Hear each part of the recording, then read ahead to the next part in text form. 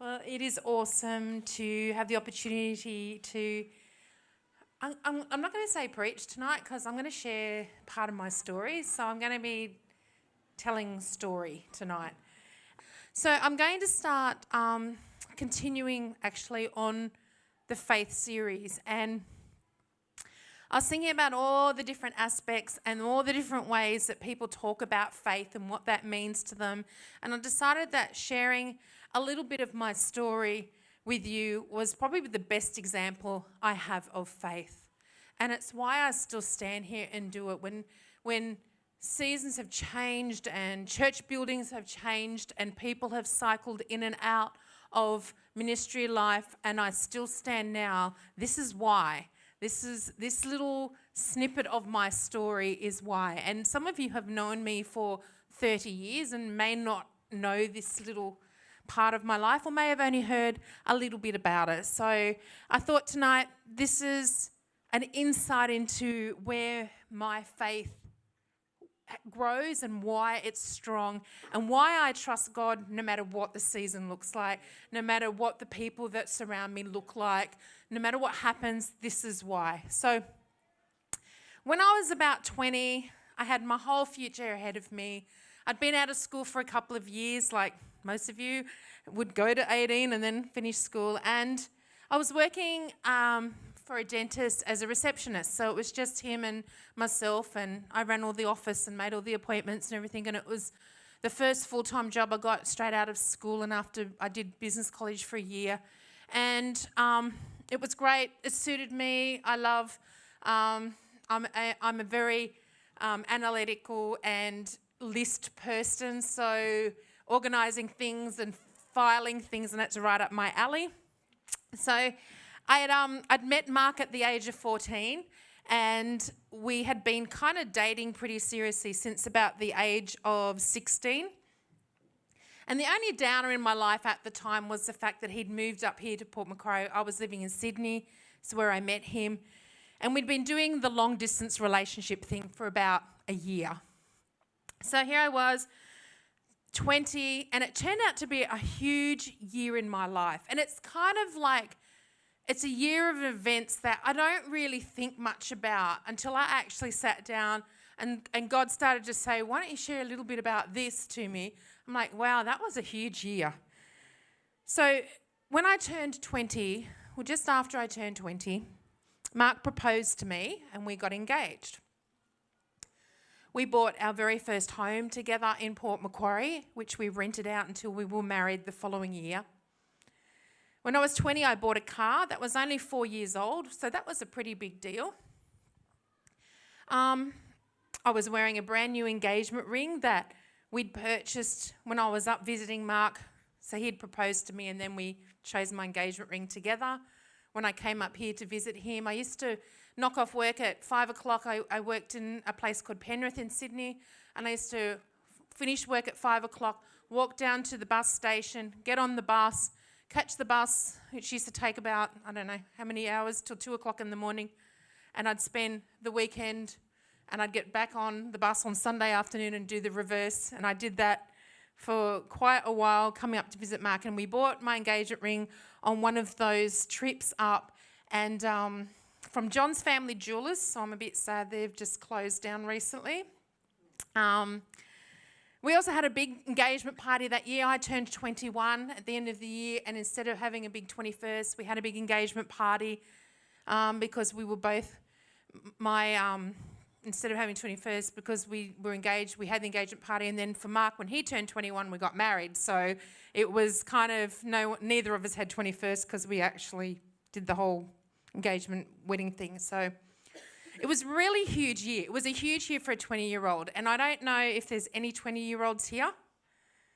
No? We've got 19-year-olds and we've got, not 20 wannabe-year-olds, Rick Dobson. Jonas is 21. So, I was pretty young. I'm pretty young. It was a huge year. Everything was a dream. I was busy planning for a wedding for the following year.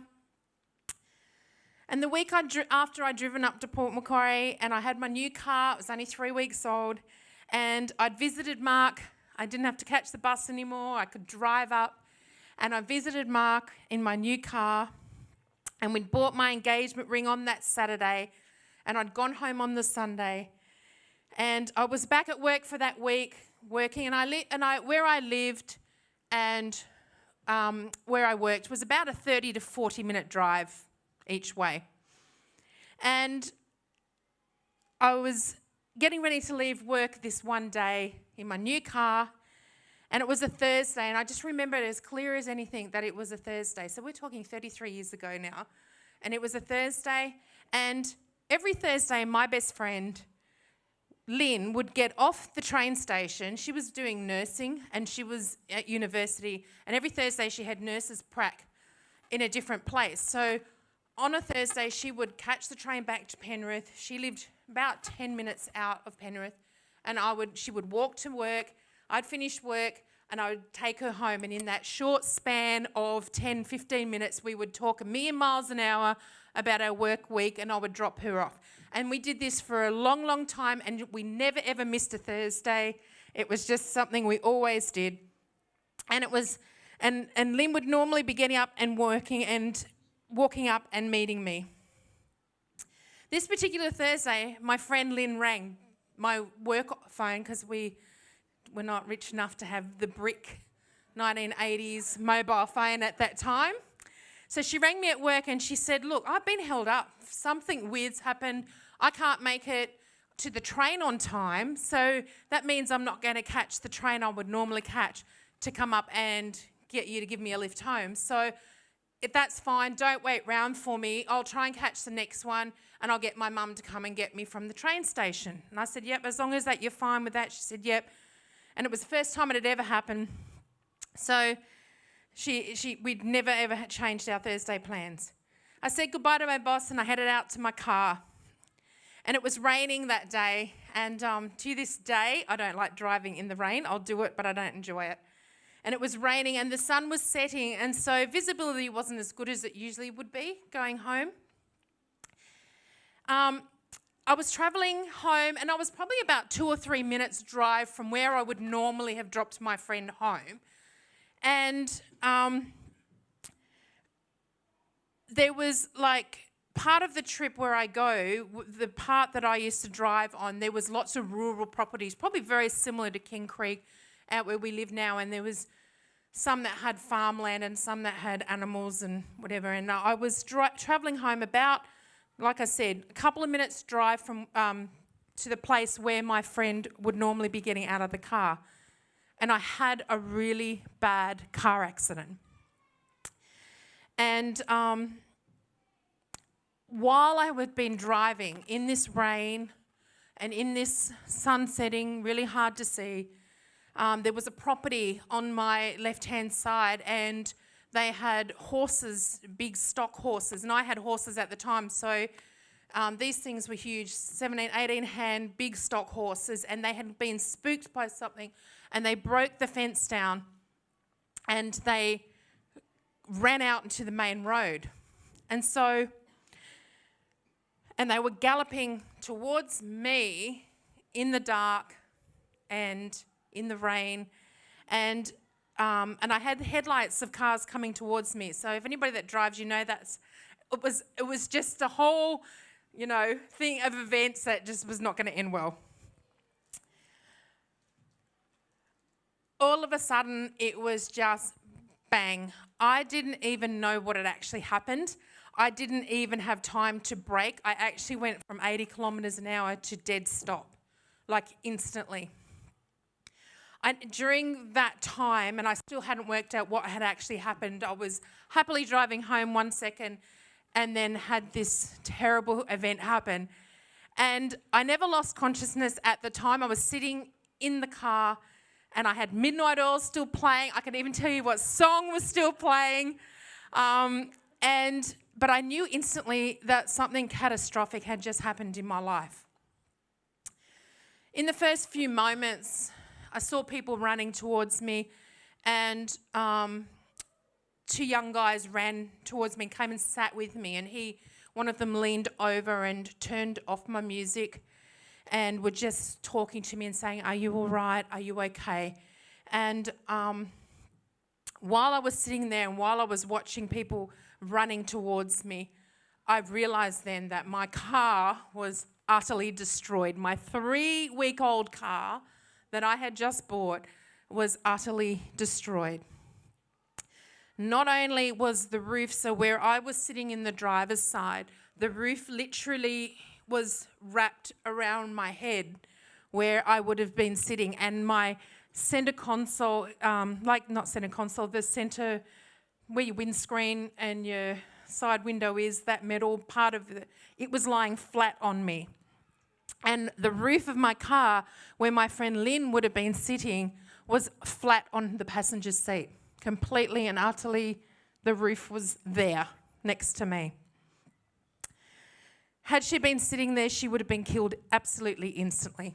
There would have been no surviving that. How I survived it, I don't know either. My car was so crushed around me that when the rescue services arrived, they actually thought they got all their machinery out to try and cut me out of the car. And then they decided that they, with bare hands, managed to pull metal apart and lift me out of the car. By now I kind of knew what was happening, because while we were waiting for all the emergency services and everything, and like the whole road was blocked off and everybody to arrive, the 2 young guys that had been actually in the car that were driving towards me, they had seen the horses break out of the paddock and were running beside them, and so they knew it was just going to end badly. They just knew. And so they'd told me, look, this is what's happened. You've hit these horses. And one of them even said, don't look out your side window, because one of them's dead next to your car on the other side of the road, like blocking off that side of the road. So that was really devastating for me, because I'm such a big animal advocate, and so that was probably the most horrendous, apart from the fact that my friend would have been killed had she been there. That was probably the most horrendous thing, that I had actually gone and had killed these animals. The other horse was shot by the police because of its injuries, and it was you know. I travelled, I got into the ambulance. I remember being put into the ambulance, and the paramedic kept saying to me on the way to the hospital, which was about a 20-minute drive, he kept saying to me, you're so calm. You're so calm. And I'd managed to kind of look at the car when they put me in the back of the ambulance, and I'm like, oh my goodness. And he's like, you're really calm. And then when I was at the hospital, I had the police came and interviewed me and talked to me about it, and they were commenting about my sparkly, 5-day-old engagement ring that I had on my hand. And they kept saying, you're really calm, you're really calm. And I really remained really calm, and I didn't go into shock until my mum and dad rushed in to the A&E, and then I lost it. But when I was released from hospital that night, I had to go back to my local hospital the next day, because I was in really severe pain, and I had really severe back pain. So they x-rays me the next morning and discovered that I had fractured 3 vertebrae in my back. So that began a long medical journey of specialists and orthopedic surgeons and everything. And after seeing a specialist, I was actually told, so this is 20-year-old Sheree, I was told that the damage that I'd done meant that I'd probably have to live with pain for the rest of my life. How quickly life can change from riding the wave of awesome happiness, of getting engaged and getting a new car and buying a house and planning a wedding, how quickly that all changed and flipped on its head, and not in a great way. I was able to see my car. Mark actually jumped in his car that night and drove down from Port to Sydney to see me, and later on he was down visiting, and he took me to the wreckers and to have a look at the car, which was not okay. And I was going to look for some photos and stick them up there, but I had no idea where I'd put them. But of the car and what was left of the car, and what was left of parts of the horses on the car, which was pretty disgusting. But you know what? There was lots of God events surrounding that moment in time. The more I looked into it, the more I realised, including the only day that my friend had cancelled her lift home, including I had survived what should have been a fatality. Just heaps of other God moments, and I got heaps of them, but there's too many to talk about tonight. But I knew that God was with me in that. Yes, I had been involved in a terrible car accident that had nothing to do with God. Yes, I had been given a diagnosis that I would suffer from long-term pain because of my injuries. But I knew that God was with me. Even as a 20-year-old, I knew that. Faith is a journey, and the depth of faith you have is your choice. How you approach faith is up to you. You can sit here and week after week, you are going to get incredible messages preached to you. I've traveled the world and I've heard the best messages I've ever heard here in this building. So you can sit here and you can hear brilliant messages. But if you don't really apply it to your life, or you don't develop your faith muscle, then your faith remains really shallow. Shallow faith means that the moment these catastrophic events happen in our lives, you're blown over because you have nothing solid to hang on to. You know what? You're never too young and you're never too old to develop a deep faith in God. I'd chosen as a teenager to listen to what my pastor said as I was growing up. And I actually chose to listen to what my youth pastor was saying and apply it to my life. And I even know you young guys that come, you know, you've got brilliant ministry on Friday night of Locke and his team, and even like Summer preached for the first time on Friday night. Like, what a brilliant opportunity. Listen to the words and apply them. Don't just listen. Don't just come and have a fantastic time, but apply them to your life. I think back about the choices I made in high school, about all the things that I said no to getting drunk, no to taking drugs, no to sleeping around. You know what, don't get me wrong, those offers were always there, especially as a 16 to 18-year-old. The challenge to say no and to get really paid out about it was real. And for a really non-confident girl, and I was super, super shy, it was hard. It was hard. When your friends were bringing tarot cards to school and reading everybody's tarot, and you're like, no thanks. And you're like, they're all like, what?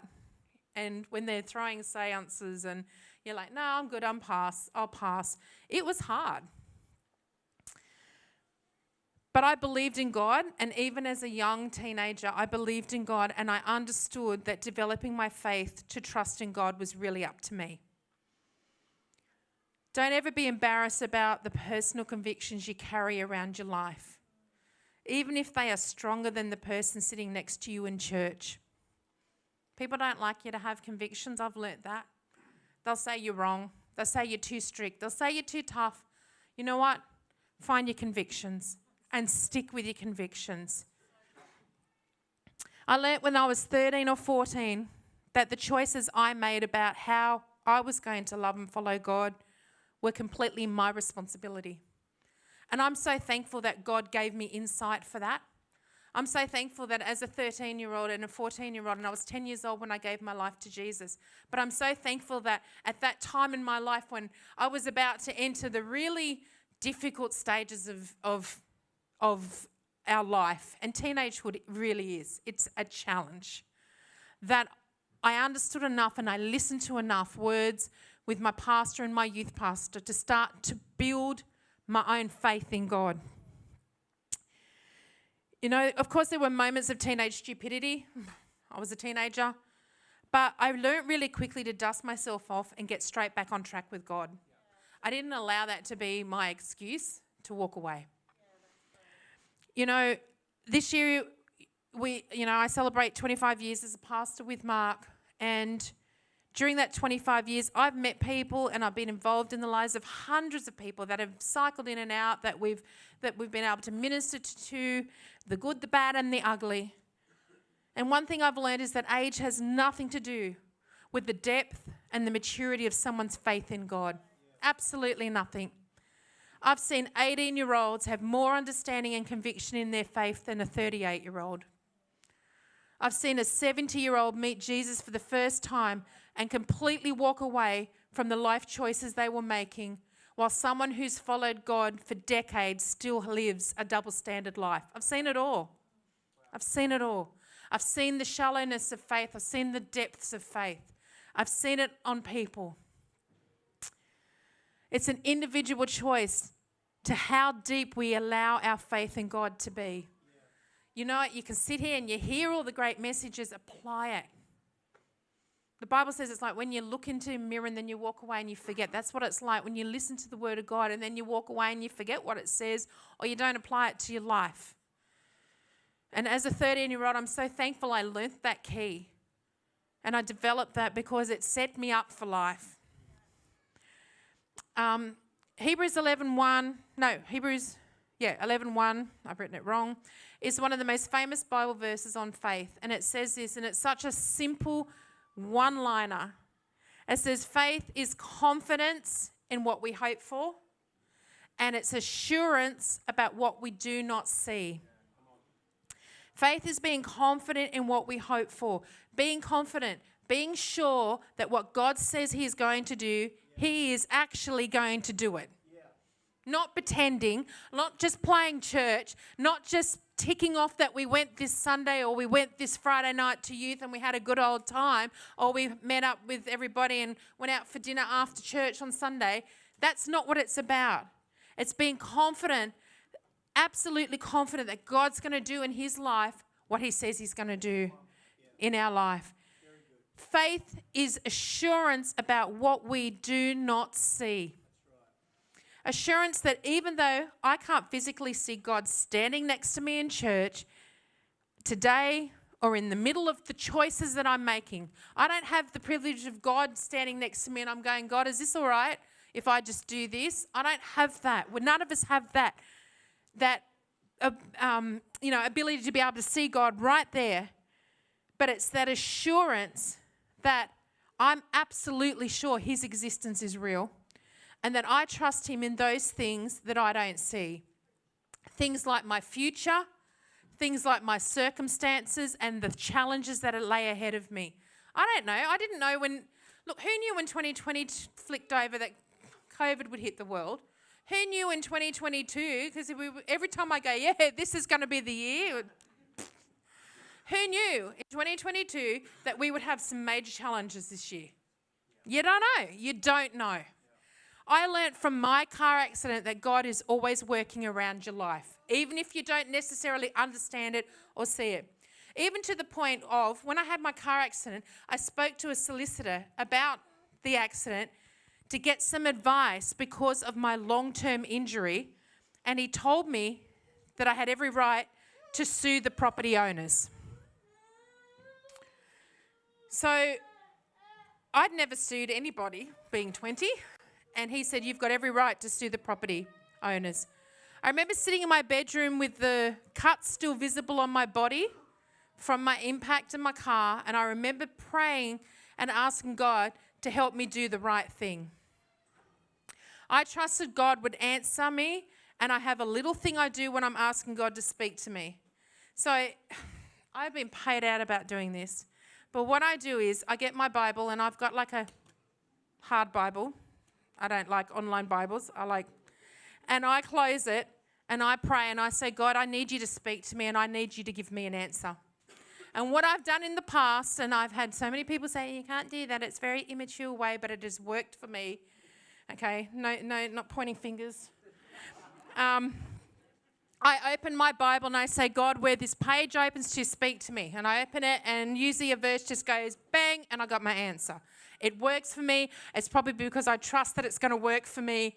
So I'm sitting in my bedroom with cuts all over my body from this car accident, with a solicitor telling me I have to sue these people for damage to my body, to my car, to my future. And the night after asking God for guidance to court, I was sitting there and saying, God, should I take these property owners to court? And I randomly opened my Bible after I prayed, and my eyes fell straight to this verse in Proverbs 25:8 that says, do not go hastily to court. And that was that. I closed my Bible and I made the decision then and there to listen to what God was saying even though I was being urged by others to go in a different direction. I trusted God. I didn't know. I don't know what the circumstances were for that family. I don't know anything. God spoke to me and said, do not hastily go to court. Bang, done. We're not going down there. There will be things in each of our lives that look like the direction we're heading will be the right one. But you've got to learn to commit your decisions to God and trust Him. You know, I'm not talking about the kind of trivial faith that I'm going to pray that God gives me a car park right near the front of the shopping centre, you know, because if I pray hard enough, that might happen. I'm not talking about that. That's shallow faith. I'm talking about developing a strong faith so that when you are faced with unknown events or decisions in your life, your immediate thought is not to go get direction from 20 people in your life, but to get direction from God. Don't go around and asking 20 people what their take on your circumstance is. You'll get a different answer every single time. And you'll listen to the one that actually suits you the most. Trust God. Commit it to God and ask God for direction, not 20 people. I look at it like this. Life is like an ocean.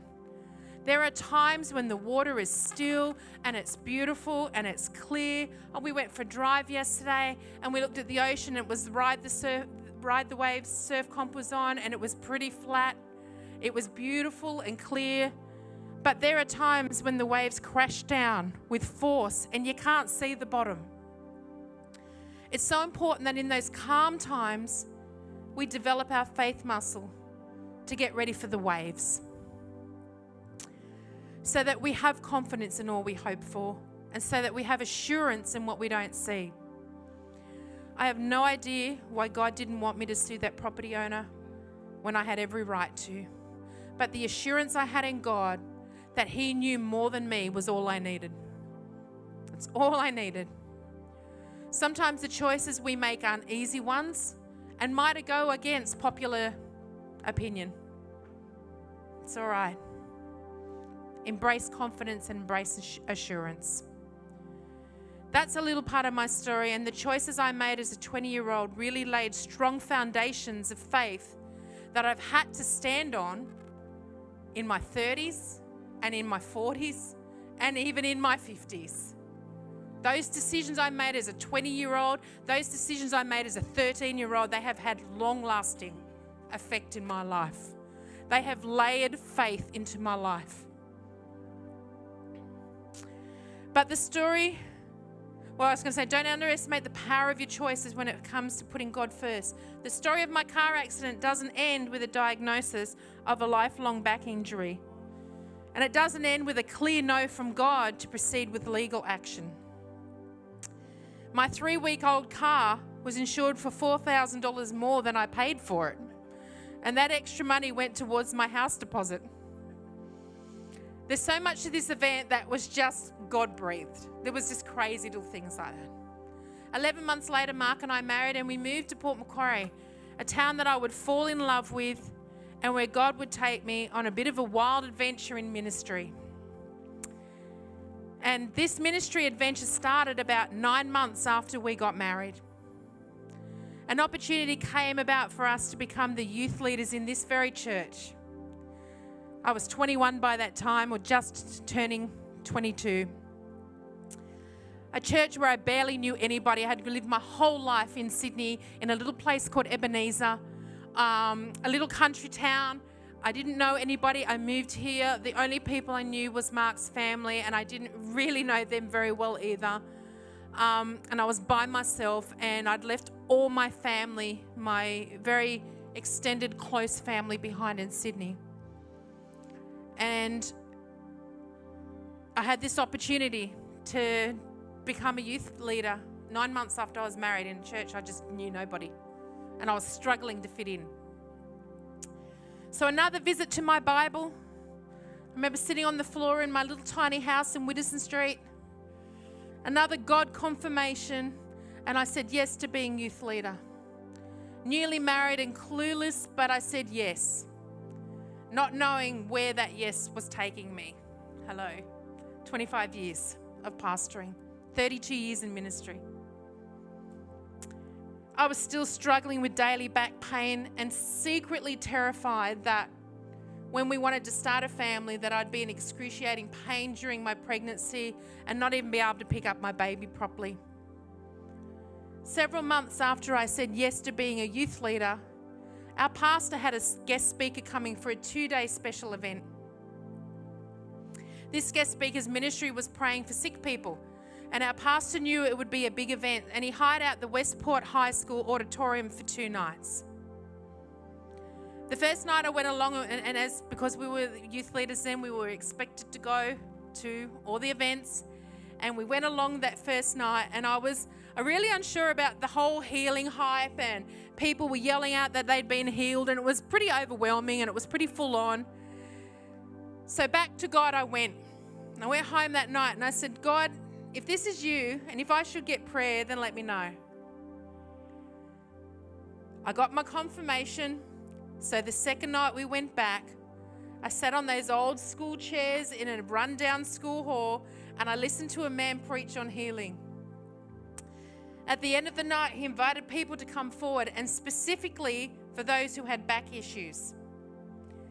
So this was it. I knew it was now or never. And this super shy girl got off her old school chair and made her way to the front. The preacher had every one of us, and if you were there or if you've been to a event like this, he made every single one of us with back issues sit along a row of chairs facing the audience. And I'm like, this is not okay.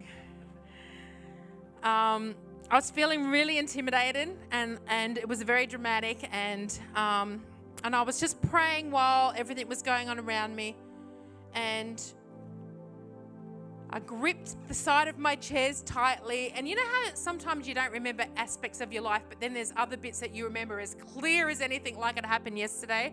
I still remember hanging onto my chair and thinking, whew, okay, God, you said it's all right for me to come out here and get prayed. It's up to you now what happens. My turn came, and the preacher crouched down in front of me, and he lifted both my legs straight out in front of me, and he rested my heels in the palms of his hands. And it was obvious at that time that one of my little legs was shorter than the other. And I could see that, the way he was resting his hand. And what I didn't mention earlier was when I was seeing a specialist about my back injury, he'd said to me, you have a curved spine. So here I am sitting with this stranger holding my heels of my feet in his hands, with obviously one was a different length to the other. And he started praying loudly and enthusiastically over me. I was trying to pray, and I was trying not to freak out at the same time. And you know what? It just makes me laugh, because sometimes I think people think God's deaf, or they, need showmanship to get the job done, or to speak in a way that people would have spoken 200 years ago, thus saith the Lord. But really all we need is quiet faith. And that night I had quiet faith. And as I sat there, uncomfortably trusting God, sometimes it's not comfortable following God, I watched my shorter leg grow and line up with my other foot. I was like, what just happened? What the heck? And I returned really numbly to my seat, and I sat down, and from that night my back was completely and utterly healed. I never had any pain from that injury ever again. I had 6 pregnancies, not one tiny bit of pain. And the band can come up now. That moment, God just instantly healed me. And you know why he did it? Because I had faith to trust that he would. Even though I didn't like the circumstances, even though I was uncomfortable with where I was at, even though this was way out of my comfort zone, God had confirmed with me it's going to be okay. We got this. You and I have got this. I was only about 22, 23 at the time. You've got this. You see, faith builds faith. The more you walk in faith, the stronger your faith becomes. Do you get that? The more you step out in it and the more you say yes to God, the easier it gets to say yes to God. There were events in my life leading up to my car accident and events after my car accident that required my faith to be stretched and challenged. But when I look back, those moments have all been intricately linked and have strengthened my belief that God has every moment in my life under control, no matter what it looks like.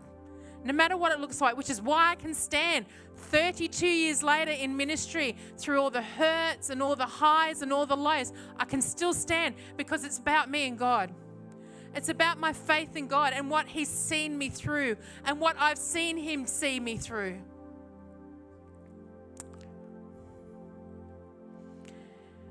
Those moments are all linked. Let me end this story, my story, with this story in the Bible. And it's a familiar one, and it's in Matthew 7, verse 24 to 27.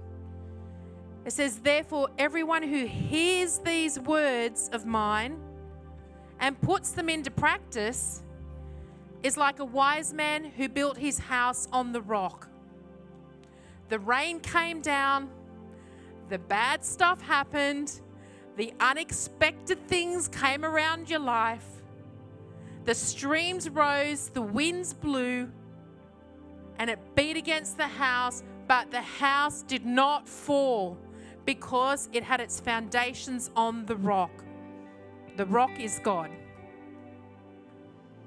"But everyone who hears these words of mine and doesn't put them into practice," so you come to church, you come to youth, and you just listen and you have a good old time, but you don't actually start building those principles into your life. The Bible says if you hear those words but you don't put them into practice, it's like a foolish man building his house on the sand. The rain comes down, the circumstances of life gets around us. We get blindsided by something that happens that week. The streams rose, the winds blew and beat against that house, and it fell with a great crash. We need to not only listen to God's words, but put them into practice in our lives and build some faith with muscle. 13-year-olds, build some faith with muscle. I am the living proof of you are never, ever, ever, ever too young to not give your life and your heart to God fully. Our faith must be built strong so we can stand up and trust God in those tough times when the water isn't calm and when the waves crash in. God knows what is coming ahead in our lives. We don't know. We have no clue. We don't know when we open our eyes tomorrow what tomorrow is going to bring.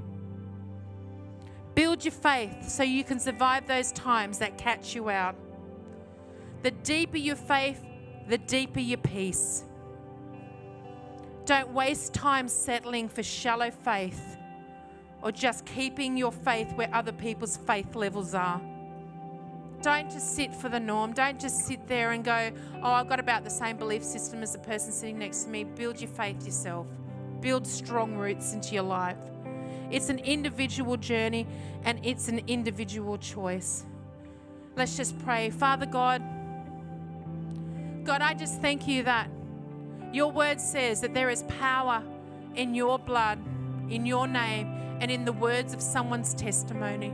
And I pray tonight, God, that as I've shared part of my story and just that small part of where you move powerfully in my life, that God, that would just spark hope, that would just spark a yearning in people's hearts to build a faith and a strong connection with you.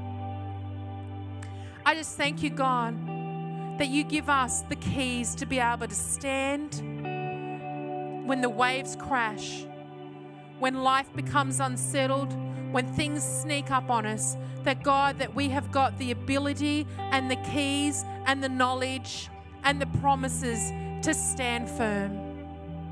And I pray for every single person in this building tonight who has had their ears open to what I've shared.